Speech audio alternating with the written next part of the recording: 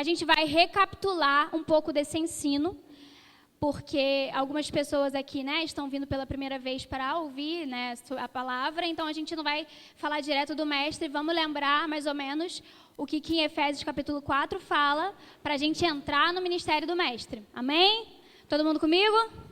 Essa palavra, para os visitantes, essa palavra, ela não é uma pregação, aquela coisa, né? É um ensino mesmo. A gente faz pergunta para vocês fazem perguntas para a gente. Então, fiquem à vontade, amém? A gente vai ler junto, alguns versículos vocês vão ler, tá bom? Vai ser uma coisa muito dinâmica. Então, estou explicando para não achar, poxa, aquela igreja tem uma pregação diferente, né? Não, hoje vai ser um momento de ensino mesmo. A gente vai aprender junto algo muito importante para a casa de Deus. Então, abra sua Bíblia aí em Efésios capítulo 4, para a gente recapitular um pouco desse ensino.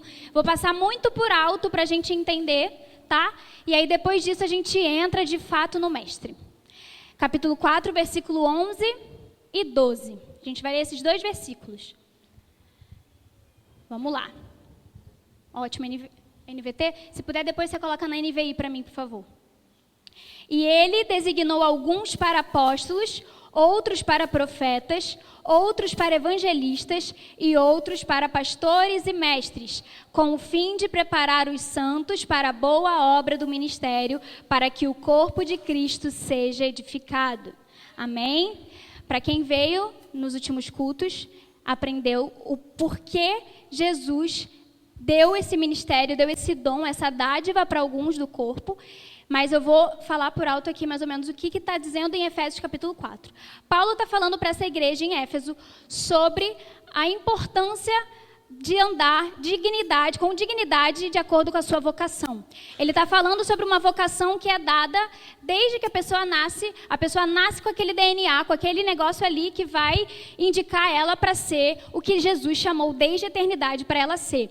E aí ele fala um pouco sobre como aquela pessoa precisa andar com mansidão, né, sendo pacífica. A gente falou um pouco sobre isso. Então, existe toda uma conduta, uma maneira de ser, uma maneira de falar, uma maneira de agir que uma pessoa que carrega um ministério apostólico, e quando a gente fala ministério apostólico, nós estamos falando dos 5 ministérios, alguém que carrega esse ministério, essa pessoa vai ter essa postura, ela precisa ter essa postura. Então a gente começa nos primeiros versículos do capítulo 4, falando sobre a postura de quem carrega esse ministério. Depois disso, Paulo vai falando sobre como Jesus, ele garantiu essa autoridade para dividir com o seu povo aquilo que ele carregou quando encarnado. Então ele vai falando que Jesus, ele subiu até o mais alto dos céus, desceu até as profundezas da terra, e ele pegou e mostrou que ele tinha poder e autoridade sobre a morte. Então ele vai até os céus e fala assim: eu vou repartir a graça com alguns. E aí ele vai no versículo 11 e fala que ele designou, por causa disso, alguns para apóstolos, alguns para os profetas. Então a gente entende que Jesus foi até o céu, foi até as profundezas para mostrar que ele era vencedor, para ter autoridade para dividir com o seu povo algo que ele carregou enquanto andou na terra. Amém? Porque Jesus foi apóstolo, profeta, sacerdote, né? Porque fala lá em Hebreus, apóstolo e sacerdote. Foi profeta, foi evangelista, beleza? Então ele carregou todos os ministérios e por causa disso ele pôde dividir com alguns e levantar alguns. Mas ele levanta alguns para que essas pessoas tenham mais autoridade sobre as outras? Não, ele levanta alguns para edificar, que o versículo 12, ele é mais importante do que o 11, porque o propósito dele designar e levantar alguns é para que tenha um fim, e esse fim é preparar os santos para a obra do ministério, para que o corpo de Cristo seja edificado. Então existe um único propósito para Deus levantar pessoas específicas para carregar o ministério apostólico. O fim de tudo é edificar o corpo de Cristo. Amém? E aí agora a gente vai no mestre. Falei muito rápido, vocês entenderam? Falei muito rápido, né? Eu vou tentar diminuir, porque é tanta coisa aqui, ó, que é difícil. E aí a gente vai tentar ser mais calmo agora. Vamos falar agora então sobre mestre. A origem da palavra mestre, do grego, é kyrios, que significa instrutor e professor. E do hebraico, existem duas palavras, que é moré, que significa aquele que faz ver as coisas, e rabi, que a gente vê em vários momentos, em episódios do Evangelho, né? Mateus, Marcos, Lucas e João, Jesus sendo chamado de rabi. E rabi significa aquele que leva as pessoas à compreensão de tudo. Beleza? Quando a gente fala que algumas coisas são traduzidas do grego e outras do hebraico, é porque o Novo Testamento é do grego e o Antigo é do hebraico. Então a gente pega essas palavras, traduz para a gente poder entender qual é o sentido dela. Porque depois tudo isso foi traduzido do latim para a gente, né? Porque daí veio João Ferreira de Almeida, e enfim, eu gosto de explicar tudo com detalhes. Mas algumas coisas perderam um pouco o seu valor. Mas quando a gente pega do grego e do hebraico, a gente consegue entender na minúcia o que aquela palavra queria dizer. Então, do grego é instrutor e professor, do hebraico é alguém que faz ver as coisas com profundidade, é alguém que dá a compreensão de tudo. Então, é alguém que é profundo. E quando a gente fala de mestre do ministério, a gente está falando de alguém que é profundo nas escrituras, beleza? Então, vamos lá. O mestre, ele não é destacado simplesmente porque ele recebeu o dom de ensinar. Não é só por isso. Não é só porque é alguém lúdico que consegue passar muito bem o seu conhecimento. Não é só porque ele detém todo o conhecimento, porque isso não é uma verdade. O mestre não detém todo o conhecimento, mas ele é alguém que recebeu um encargo profético de trazer a sua igreja para o evangelho puro e simples e verdadeiro, que está na palavra de Deus. Então é isso. Ele vai ter dentro de si um desejo insano no seu coração de que a igreja precisa ser uma igreja bíblica. Então ele sempre vai chegar e falar: pastor, e se a gente fizer um estudo sobre escatologia? Essa sou eu que fico, por favor, vamos fazer um estudo de escatologia, vamos fazer.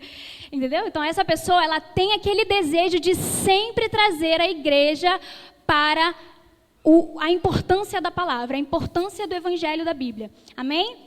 Então vamos falar um pouco sobre a função do mestre, porque ele tem 3 funções principais e a gente vai destacar elas na palavra. Então, qual é uma das funções principais do mestre? Prevenir contra a tentação e o pecado.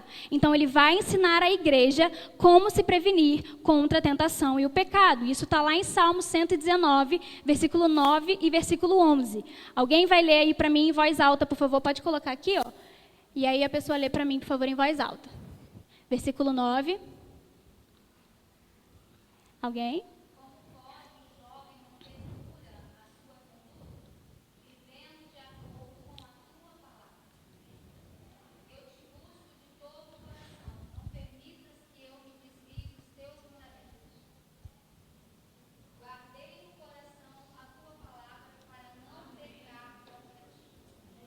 Então, o mestre, ele sabe que nas Escrituras, todo o segredo que já foi revelado por Deus e pelo Espírito Santo é para prevenir o homem contra a tentação e o pecado. Não existe ninguém mais importante na palavra que fez isso do que Jesus. Quando ele começa o seu ministério, ele é levado pelo diabo até o deserto, até aquele monte, e o diabo começa a tentá-lo. E quais são as respostas de Jesus para o diabo? A palavra. Então ele sabe que a principal forma de proteger a igreja contra a tentação e o pecado é colocando dentro dela a palavra. É fundamentando no coração dos santos a palavra, as escrituras que vão proteger essa pessoa. Amém? E aí, outra função importante do mestre é corrigir atitudes e costumes errados. Muitos de nós crescemos em várias igrejas, passamos por várias igrejas, tem gente que se converteu aqui, e aí tem uma coisa... Não estou falando que a nossa igreja é a mais correta de todas, ok? Mas tem aquela coisa mais pura, porque só ouviu isso. Quando a gente passa por várias denominações, nós ouvimos várias teorias teológicas diferentes. Então, a gente é fundamentado um pouco no neopentecostalismo, um pouco no pentecostalismo, um pouco na igreja reformada. Então, a gente constrói uma história teológica com várias informações. Mas o mestre, ele tem dentro de si um desejo de corrigir no homem, nos santos, na sua igreja, os costumes e as atitudes erradas que algum tipo de entendimento foi plantado em você e você ainda carrega ele. Então, o mestre vai ter sempre aquele desejo de, não, ó, a palavra de Deus, ela é assim, ela fala sobre isso. E vai convergir a pessoa para o caminho da verdade. Então, vamos lá, ler isso em Tiago, capítulo 1, versículo 21. Alguém lê em voz bem alta para mim, por favor.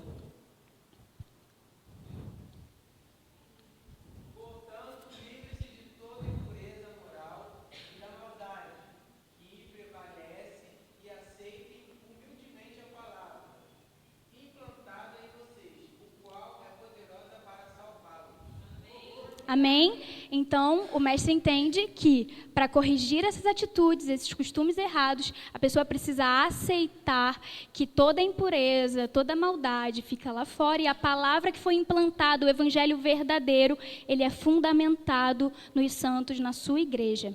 Paulo, ele fala muito, quando a gente lê a carta de Paulo para a igreja em Galácia, se você ler a carta toda e estudar o contexto daquilo, Paulo estava revoltado porque eles estavam aceitando um evangelho totalmente diferente daquilo que Jesus tinha mostrado nos seus 3 anos de ministério, e Paulo, no seu encontro com Jesus, tem a revelação e começa a passar para a igreja. E aí ele implanta aquela igreja e, de repente, está todo mundo vivendo um evangelho diferente, porque os filósofos que estavam ali em volta começam a ensinar coisas que eram contra a palavra de Deus. E aí Paulo fala o quê? Quem pregar um evangelho diferente desse, seja anátema. Porque só existe um verdadeiro evangelho. E dentro do mestre vai existir esse desejo insano de trazer a igreja para o evangelho verdadeiro. A palavra que é poderosa para salvar. Amém? E um desejo também, né, a função do mestre é produzir convicções corretas. Lá em Colossenses, capítulo 2, versículo 2.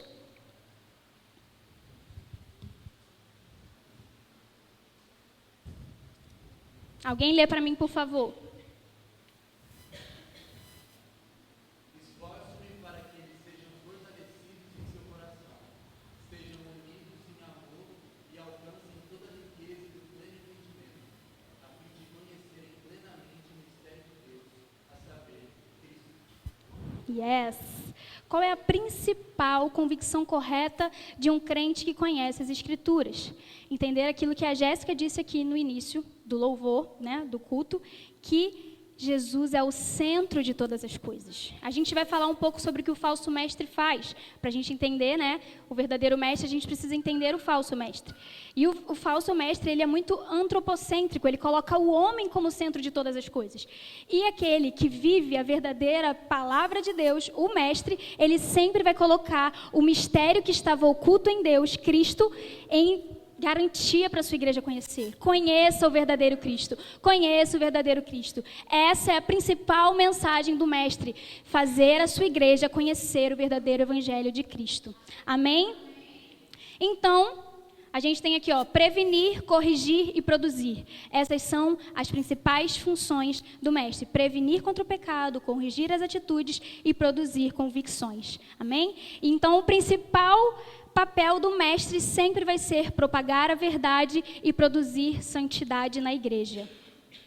Nunca é um desejo pessoal de conhecimento, de estar sobre um púlpito, garantindo que ele tem todo o conhecimento, toda a autoridade, todo o poder, e a igreja recebe migalhas de um conhecimento que ele pegou um pão inteiro e deu um pedacinho para cada um. Não é essa a verdade.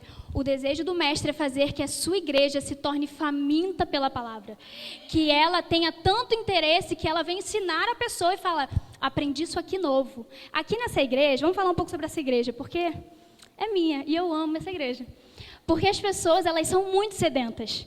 Então, se você esteve aqui sexta-feira, você foi com certeza impactado pela pregação da Ellen e pela mensagem inicial da Bárbara. E meu irmão, nenhuma das duas estão aqui no governo da igreja como liderança. Nós nunca faremos isso de deter apenas para os pastores e para os diáconos todo o conhecimento das Escrituras. O nosso desejo é fazer com que a Bárbara venha aqui e ensine para a gente algo tão poderoso como ela fez. Que a Ellen venha aqui com tanta autoridade e mostre aquilo que o Espírito Santo fez nos últimos meses, nos últimos anos. Então a gente não fica entristecido de falar: o santo ali, o nosso irmão, o corpo, sabe mais que a gente. Não, o nosso desejo é ver essas pessoas crescerem, é ver o Senhor esticando, sabe? Aqueles que outrora precisavam de nós e agora nos ajudam. É isso que alguém que carrega um ministério sente. Não é um interesse pessoal de ser visto como uma autoridade sobre todos, mas é de servir ao ponto de ver aquela pessoa vivendo algo que Deus já tinha falado que ia viver.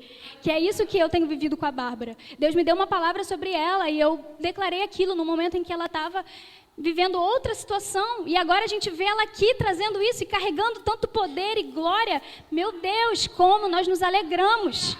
Amém? Glória a Deus. Então, existe algo muito importante, porque quem é muito apaixonado pelas Escrituras acaba muitas vezes focando só naquilo e esquecendo da principal parte de conhecer as Escrituras, que é ter a revelação do Espírito. Não adianta eu ser zeloso com as Escrituras se eu não tenho a revelação do Espírito Santo do que aquilo ali está me dizendo. Amém? Existem coisas que estão ocultas, que o Espírito Santo penetra lá no fundo do coração de Deus e Ele traz a existência. Então, se eu tentar ter uma revelação pela minha capacidade mental, eu não vou chegar em lugar nenhum. Vai ser uma coisa muito rasa. O Espírito Santo não. Ele vai até as profundezas de Deus e traz à tona segredos que estavam ocultos. E aí os nossos olhos podem ver. Porque Paulo, ele fala uma coisa muito importante em 2 Coríntios 3:6, que às vezes é usado de forma errada, mas ele fala... É isso mesmo. Mas ele fala que a letra mata e o Espírito vivifica. Ele estava falando num contexto de uma igreja complicada, né? A gente sabe sobre os dons e tudo mais. Mas ele estava falando para aquela igreja, olha só, não adianta você viver apenas pela lei, porque a lei ela vai apontar o pecado. Mas o Espírito vai trazer a compreensão do que a lei queria dizer. E ela vai fortificar o homem para viver de acordo com o que a lei diz. Então, a lei por si só, ela mata, mas o Espírito traz vida. Então, eu preciso ter a revelação das Escrituras. E aí, a gente vai entrar agora em Gálatas capítulo 1.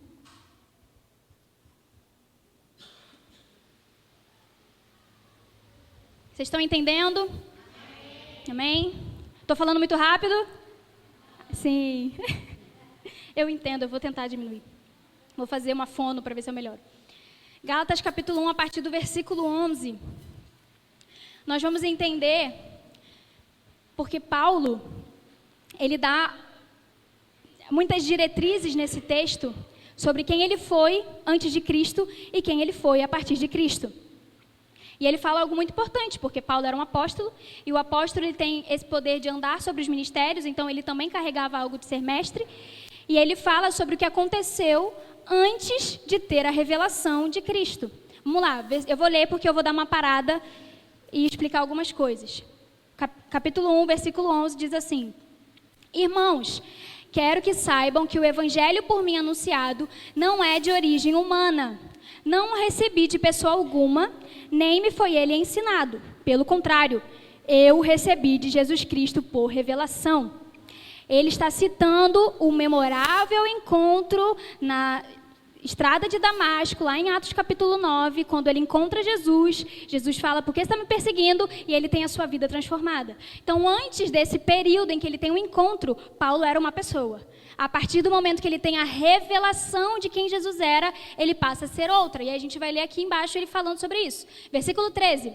Vocês ouviram qual foi o meu procedimento no judaísmo, como perseguia com violência a igreja de Deus, procurando destruí-la. No judaísmo eu superava a maioria dos judeus da minha idade e era extremamente zeloso das tradições dos meus antepassados. Então ele está explicando para aquela igreja, vocês sabem que eu fiz lá a escola de Gamaliel, eu aprendi tudo aos pés de Gamaliel, também está escrito lá em Atos, né? Ele aprendeu tudo, ele era o mais zeloso das escrituras, o cara conhecia de ponta a ponta toda a Torá, a lei e os profetas, ele sabia de tudo, e por causa desse conhecimento profundo que ele tinha, ele perseguia a igreja. Porque ele não tinha a revelação completa. E a revelação completa vem através do Filho de Deus, vem através do Espírito Santo. Então, quando eu conheço sem ter a revelação, eu me torno um legalista perseguidor.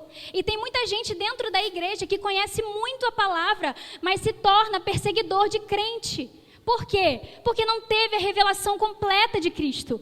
A palavra, ela não veio para condenar, ela veio para salvar. Então, quando eu leio as Escrituras com o interesse de ter a revelação do Espírito Santo, quando eu vejo meu irmão pecar, a minha primeira atitude, porque eu conheço a palavra, é ir até ele e falar, meu irmão, se conserta. Não é você é um pecador e excluir ele do meu meio. Não é esse o meu interesse, porque eu conheço a palavra e eu tenho a revelação de Cristo. Então, a minha atitude passa a não ser mais condenatória, mas passa a ser de salvação. Amém? Vamos continuar no versículo 15. Mas Deus me separou desde o ventre materno e me chamou por sua graça, quando lhe agradou. Lembra que eu disse lá em Efésios 4 que Jesus ele levanta alguns e reparte a sua graça. Paulo está dizendo que muito antes dele nascer, por causa da graça, ele foi vocacionado. Então Paulo já carregava um ministério, ok? Antes de conhecer a Cristo na estrada de Damasco, ele carregava um ministério, mas ele não tinha a revelação completa. E por isso ele perseguia a igreja. Nós precisamos ter a compreensão das Escrituras, mas, sobretudo, o conhecimento do que o Espírito Santo faz e da revelação que ele traz para a sua igreja. Amém? Não é só saber tudo o que está escrito aqui, mas é pedir, Espírito Santo, me mostra. Espírito Santo, eu quero aprender. Espírito Santo, me ensina. Vir até os seus pastores. Meu Deus, o pastor Oséias é um homem paciente, longânimo, é quase parecido, muito, muito parecido com Jesus. Porque o que eu vinha todos os dias, me explica isso. E ele, calma, nem tudo ele sabe, né? Mas ele fingia que sabia. Calma, a gente vai estudar depois. Aí ele via, né? Estudava e vinha me explicar. Porque eu sempre fui uma pessoa com muitas dúvidas. E ele, paciente, como adolescente de 14, 15 anos, que tinha muitas dúvidas, que estava lendo a Bíblia pela primeira vez, ele explicava com muita paciência. E esse é o interesse da igreja, de que tem alguém com 15, 14 anos, cheio de dúvidas na palavra, errando toda hora quando lê, e vir até a sua liderança e falar, me explica, eu quero aprender. É essa fome que nós esperamos da igreja de Cristo. Amém? E aí eu vou falar agora sobre um mestre em específico, que também foi alguém que, antes de ter o conhecimento completo, ele até pregava, ele era um homem legal, ele era um homem bom, mas a partir do momento que ele tem o conhecimento completo do que o Espírito Santo faz, de quem Jesus é, ele se transforma em alguém que mudou a igreja primitiva. Lá em Atos dos Apóstolos, capítulo 18, a partir do versículo 24.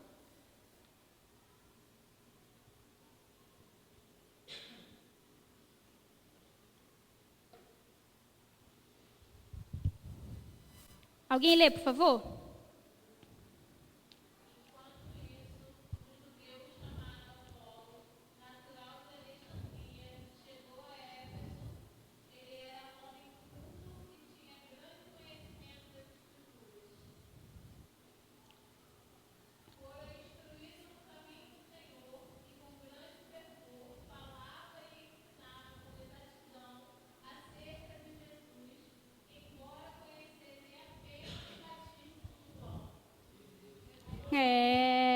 Olha só as pérolas que a gente encontra na palavra. Apolo era um homem que era judeu, morava em Alexandria. Pausa. Alexandria era uma cidade muito importante para o ensino naquela época. Ela continha dentro de si as maiores escolas de filosofia e judaísmo da sua época. Então, ele já estava instruído pelo local e pela cultura que ele estava inserido, então ele já carregava muito conhecimento por causa disso, e além de ser judeu, que a gente sabe que o judeu com 13 anos precisa passá-la pelo bar mitzvah, falar tudo sobre a Torá, então ele já tinha todo esse conhecimento, mas ele só sabia até o batismo de arrependimento de João. Ele não sabia o que tinha acontecido com os apóstolos quando desceu o Espírito Santo. Ele não sabia o que aconteceu na festa de Pentecostes. Ele só falava sobre o batismo de arrependimento. Mas, se você ler Atos capítulo 18 inteiro, Apolo está lá, eu vou conjecturar, porque eu também gosto de fazer isso. Apolo está lá pregando no templo e falando várias coisas a respeito do Evangelho. Ele até fala sobre Jesus. Ele cita Jesus por causa dos profetas e por causa de João Batista. Porque ele fala que haveria de vir alguém que era maior do que ele. Amém? Então Apolo está lá pregando. E quem estava sentado no templo ouvindo Apolo pregar? Priscila e Áquila. Grandes homens e mulheres, né, porque Priscila é uma mulher, de Deus, que foram chamados por Paulo, por Deus, né, mas foram levantados por Paulo por coordenar uma igreja, se não me engano, a igreja de Éfeso. Então, eles pegam, escutam Apolo e falam, esse cara carrega alguma coisa, e a gente vai investigar. Então eles vão, após a ministração de Apolo, eles chamam Apolo e ministram sobre ele tudo o que tinha acontecido. Eles explicam para Apolo, eu acho isso tão maravilhoso, né? Que a gente que acontece na palavra. Eles explicam para Apolo o que tinha acontecido, que Jesus morreu, ressuscitou, ficou 40 dias com o povo, pede para os seus discípulos ficarem 10 dias em Jerusalém, e lá acontece o Pentecostes. E a partir daí, Priscila e Áquila levantam suas mãos e ministram o Espírito Santo sobre Apolo. E aí acaba a história. Apolo recebe o Espírito Santo, recebe essa revelação. Acaba a história. Mas aí a gente tem uma outra citação de Apolo, que é lá em 1 Coríntios 3, para aquela igreja que estava vivendo um momento complicado, falando que um era de Apolo e o outro era de Paulo. Vocês lembram disso? Paulo está chamando a atenção da igreja, falando, vem cá, não existe isso de eu sou de Paulo e eu sou de Apolo. Lembram? Então vamos entender isso aqui. Quando Paulo cita Apolo como alguém que regou a igreja, ele está dando para Apolo um poder ministerial tão importante de alguém que tinha um apóstolo que foi lá e implantou aquele lugar, que foi Paulo. Ele fala, Paulo plantou. Então Paulo foi lá, abriu o caminho e implantou. E aí ele dá a importância para Apolo, que era mestre, e fala, o mestre regou vocês. Mas quem deu o crescimento? Deus. Que é o efetua tudo em todos, Deus.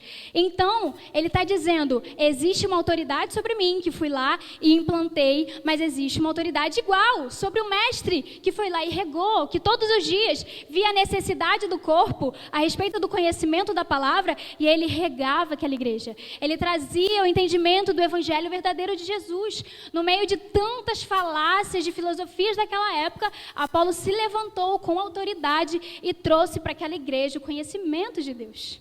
Amém? Paulo cita Apolo como alguém muito importante. Mas vamos falar então sobre os falsos mestres. Para nós compreendermos os verdadeiros, a gente precisa conhecer os falsos. Amém? Pedro, ele fala bastante sobre isso lá na sua segunda carta. Abre aí 2 Pedro, capítulo 2, a partir do versículo 1 até o versículo 3.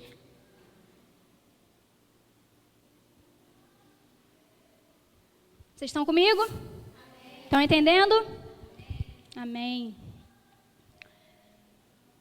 Eu vou ler aqui. No passado, surgiram falsos profetas no meio do povo, como também surgirão entre vocês falsos mestres. Estes introduzirão secretamente, é por baixo dos panos, parece que é verdade, mas é mentira. Heresias destruidoras, chegando a negar o soberano que os resgatou, trazendo sobre si mesmos repentina destruição. Muitos seguirão os caminhos vergonhosos desses homens, e por causa deles será difamado o caminho da verdade. Em sua cobiça, tais mestres os explorarão com histórias que inventaram. Há muito tempo a sua condenação paira sobre eles, e a sua destruição não tarda. Tá fazendo um barulho aqui. Amém? Não perde aí. Pedro está falando então que no passado se levantaram vários falsos profetas. A gente sabe, a gente vê na palavra que por vários momentos Jeremias está profetizando condenação e existiam falsos profetas falando, vai ter bênção para você, vai ter glória para você, vai ter vitória para você. E Deus estava condenando Israel e falando, se converta, se arrependa. Sempre a pregação do arrependimento, de carregar a cruz, que naquela época ainda não existia, Jesus veio e trouxe isso, mas sempre uma pregação de arrependimento. Enquanto os falsos profetas era sempre uma, você é bom, Israel, você vai viver com paz. Israel, você vai ter glória e vai vencer todas as batalhas. E a mesma coisa acontece hoje. Os falsos mestres continuam ensinando uma pregação de triunfalismo, onde o homem está no centro da mensagem, onde o homem é o vencedor de todas as glórias. E principalmente, porque se você ler essa segunda carta de Pedro no capítulo 2, ele fala muito sobre a ganância e o apego ao dinheiro desses homens. Eles têm um interesse muito grande pela área financeira. Então, se você está em um lugar, numa igreja, numa localidade, onde você escuta um evangelho que o homem é o centro, e lembre-se, precisa ter muito conhecimento das Escrituras, porque às vezes você se perde naquela ladainha. Você acaba acreditando que aquilo ali é um evangelho verdadeiro. Esses dias eu estava no Instagram e eu recebo... como a gente vê muita coisa de crente no Instagram, acaba chegando muita coisa de crente, né? E aí, no Reels, era uma menina pregando. E eu já tinha visto pelo menos umas 3 pregações dessa menina. Ela é jovem, ela é muito jovem. Mas eu também sou muito jovem, tá? Eu tenho 28 anos. E ela estava pregando.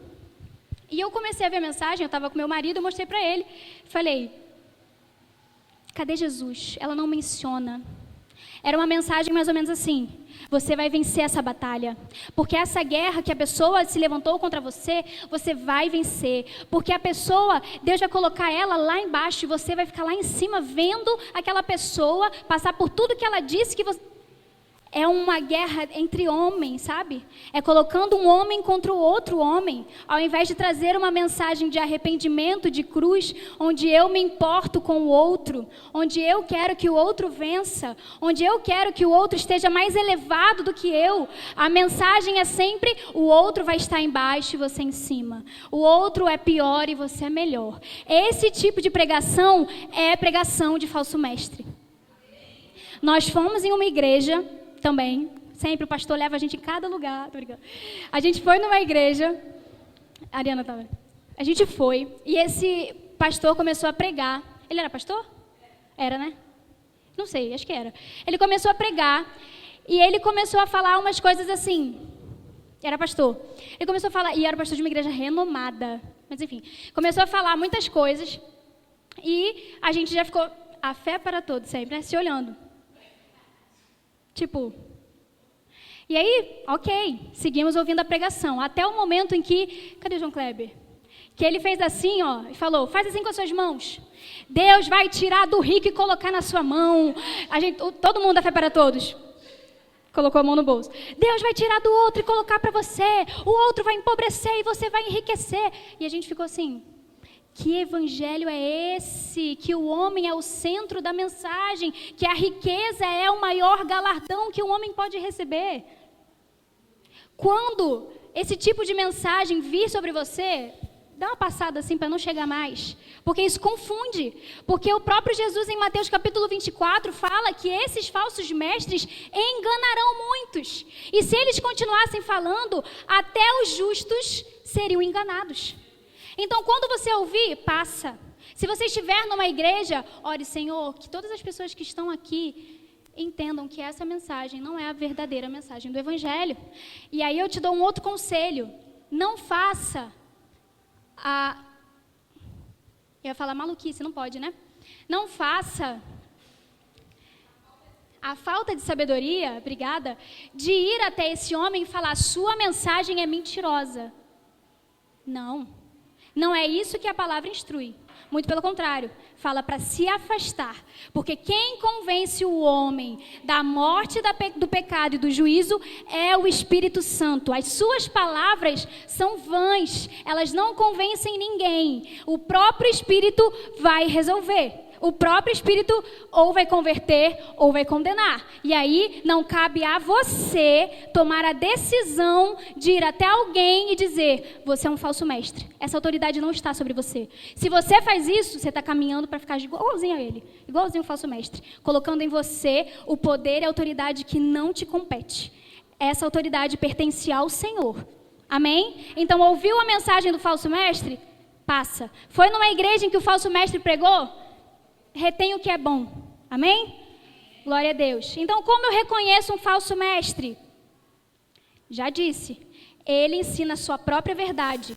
Ele não está baseado nas Escrituras e raramente tem Jesus como centro da sua mensagem.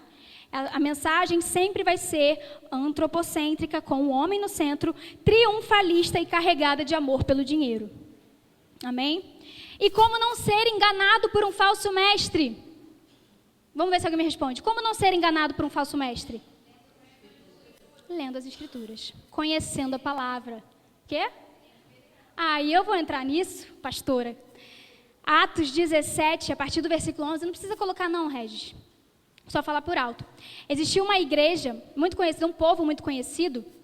Eles não se tornaram uma igreja, mas enfim, era um povo muito conhecido de uma cidade, que era de Bereia. Quem já ouviu falar sobre o local de Bereia? O povo de Bereia? Beleza. Os bereanos, eles foram receber a mensagem de Paulo.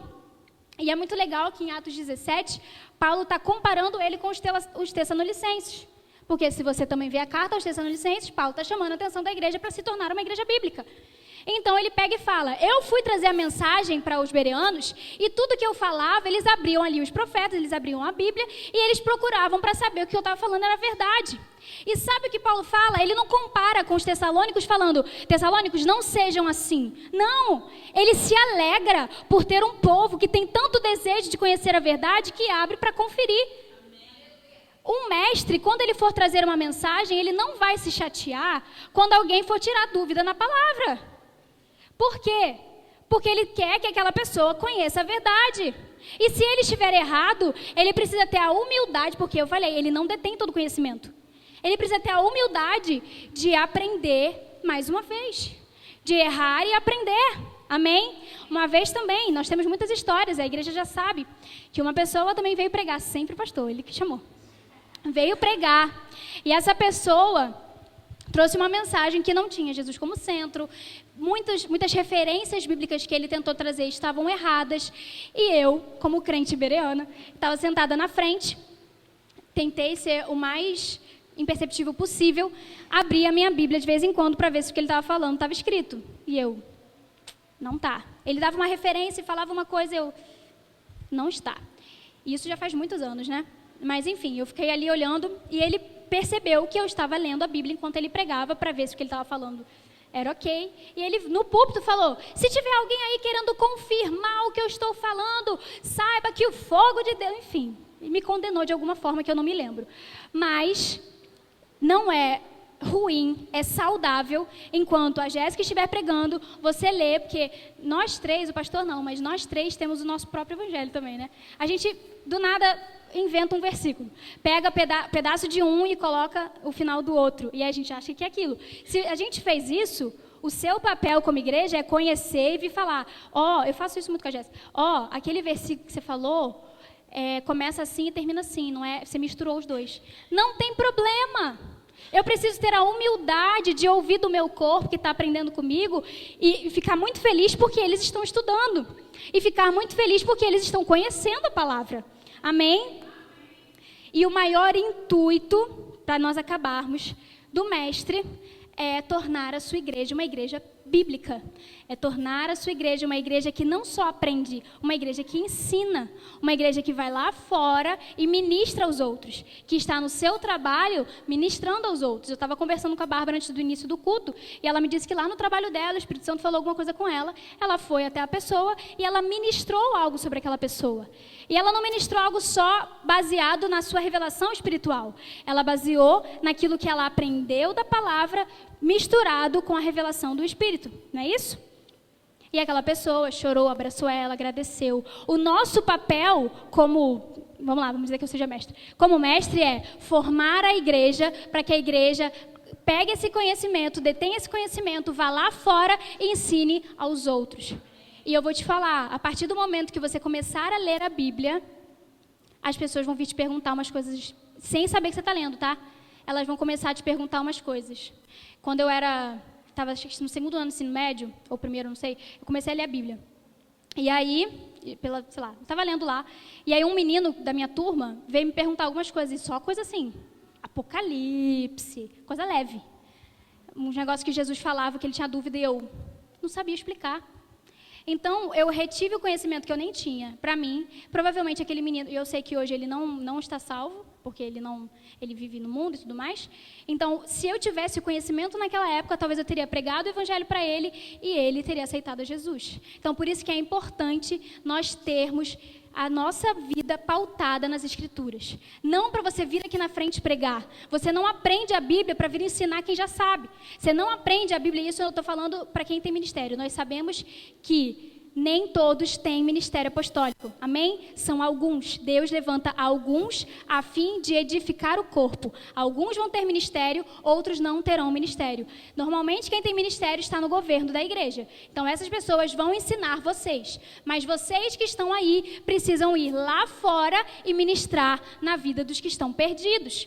Esse é o papel do mestre. Tornar uma igreja cheia de mestres. Que vão lá fora e pregam o evangelho, que tem a intrepidez de falar e que tem a revelação do Espírito. Amém? Todo mundo ciente? Todo mundo aprendeu? Então vou chamar o pastor, a pastora deve estar fazendo aí alguma coisa, para vocês fazerem perguntas e ele vai responder. Quer dizer, se eu não prestei atenção, já era, né?